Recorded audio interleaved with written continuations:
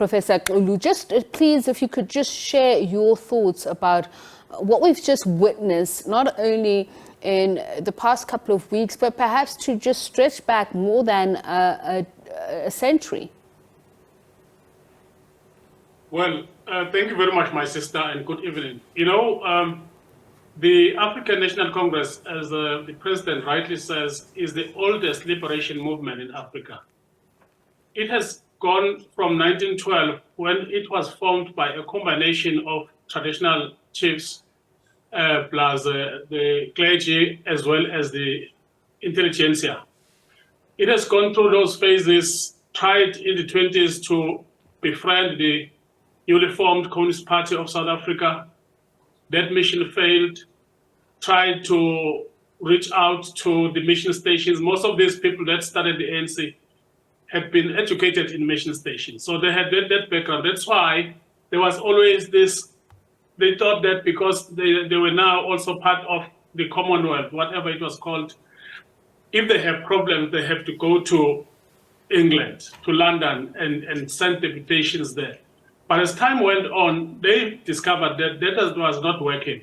It was only when they started to look at the people of South Africa to say, we're being oppressed, land has been taken away from us, everything is being taken away from us every day. And John Dube, the first president, was one of the hardest workers that this country has seen, and all of them, in fact. Then in the 1940s, as has been said, they began to say, maybe we should reach out to the masses. In the 1950s, that culminated in the Freedom Charter, but then they were banned. Now we can look at all that metamorphosis, that had evolution that they had to go through. Then it was time for exile.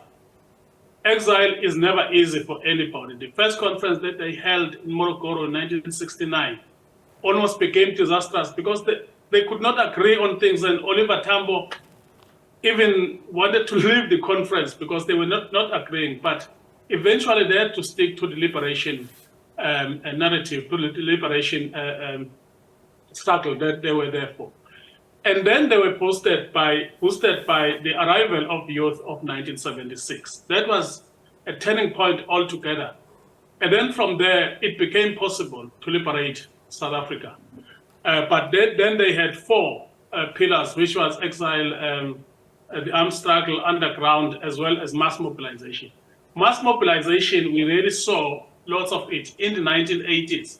That was big, starting maybe 1983, 94, after the formation of the UDF.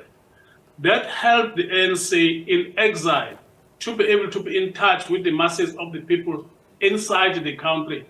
That was necessary so that the country would become sort of ungovernable by the apartheid system, because the apartheid system was illegitimate.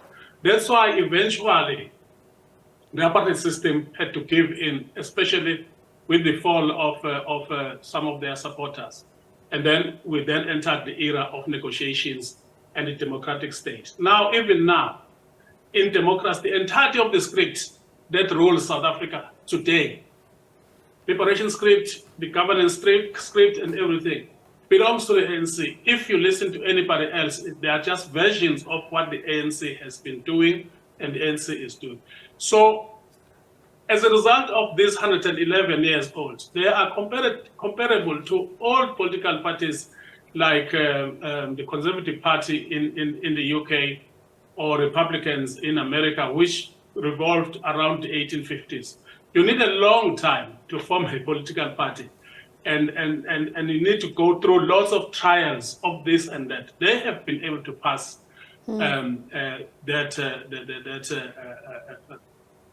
those temptations. And now, I think, looking at, Prof, you're speaking about the metamorphosis. I was looking at a picture there of Father Smangalisa Mkhatshwa walking alongside Utata Madiba during that historic day. And we spoke to him several weeks ago, not only about ethical leadership, but the moral compass of the ANC, where it finds itself now. So the role of the clergy, the role of the intelligentsia and this broad church to where the ANC is now, particularly in pursuing its ideals.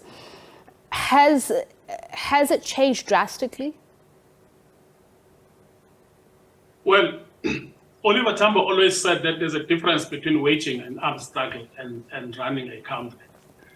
The ANC has had to adjust some of its approaches from the days of mass mobilization to the days when they are in power. When they are in power, for example, you cannot also engage on mass mobilization because you're mobilizing the populace against yourself. So that part is set aside. In terms of morality, there was a time which I think maybe they look back and regret, where someone said the ANC must have a membership of 1 million.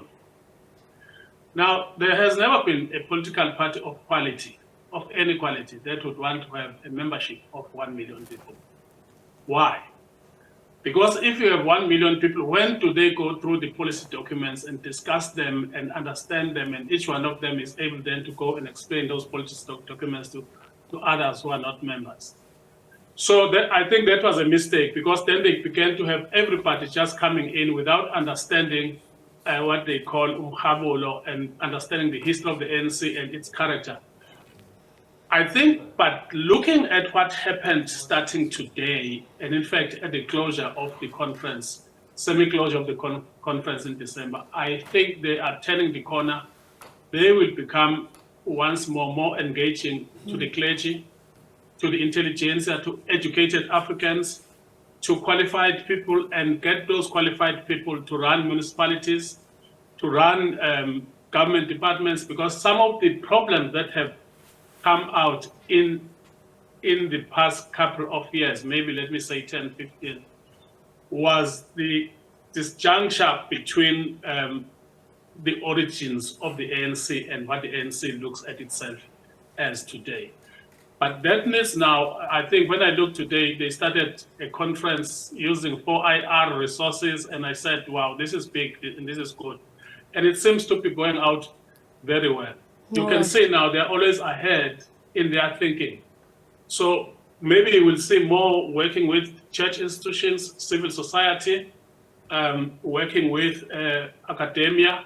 It's going to happen. You can only have hope for that, looking at what's happening now. So, Professor, as you mentioned earlier on, the dynamics when it comes to popular control, mass discourse, especially when it comes to the struggle, the context has changed now for the ANC. And you also spoke about the fact that in Exile, its roots were in African nationalism, merged with Marxist-Leninist ideology.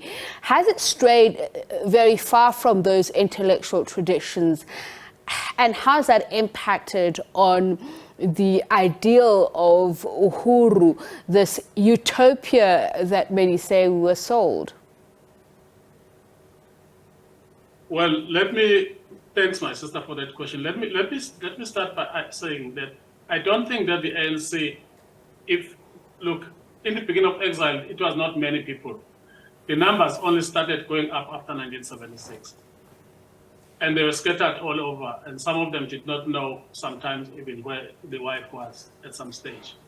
So without coming to a relationship with the Leninist SACP and some of the organizations overseas that helped them, I don't think that the ANC would have survived Exile. It would have been very difficult. And some of the resources that they got, mainly from Sweden and Russia, the old Russia, the USSR, were helpful because those Leninists that came to befriend the ANC, in 1969, they were not allowed to be members. They could be members, but not get into the NEC. But those that came, they were able to help the ANC to access resources, which the PAC, for example, was never able to access because of utopian Uhuru thinking that one day we will walk back into South Africa and the Boers will disappear because we have the numbers. They needed the resources. So also the intellectuals, the writing of policies and so on, those things are done by researchers. And in Exile especially, there were not many ANC people that were in that group of being researchers, policy researchers and so on. Later, as education, of course, the likes of Thabo Mbeki became more educated. They became clued with policy issues. But before that, it was very difficult. Then came 1990, SACP was big.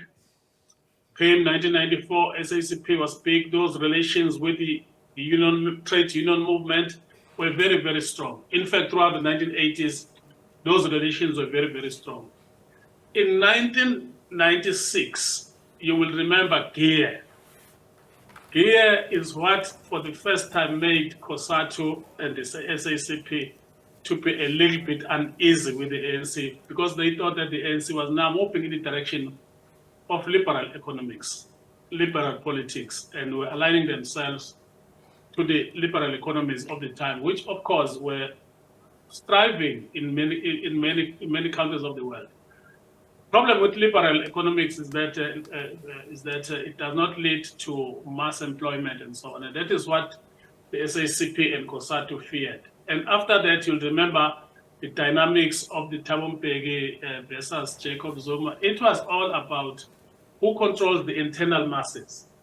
And the SACP looking at itself as an intelligentsia, and COSATU as the ones that come with the masses. Of course, it was going to be seen who is able to have a friendship with any one of those. We remember 2007, what happened, Thabo Mbeki lost. And then after that came the popular politics. Fill Moses Mabhida Stadium, fill this and that stadium, fill and that stadium.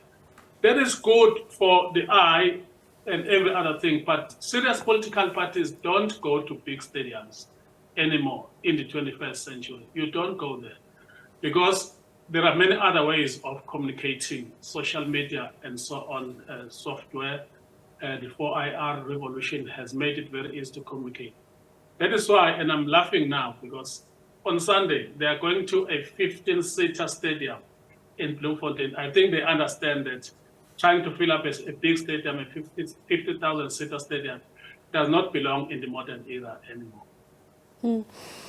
And just finally, so let's continue along that train, maintaining the organizational traditions and maintaining movement hegemony, while at the same time allowing democratic influence. And I'm talking here in terms of agency and flourishing of empowering citizens. Do all of those align, or are they competing priorities? No, yeah.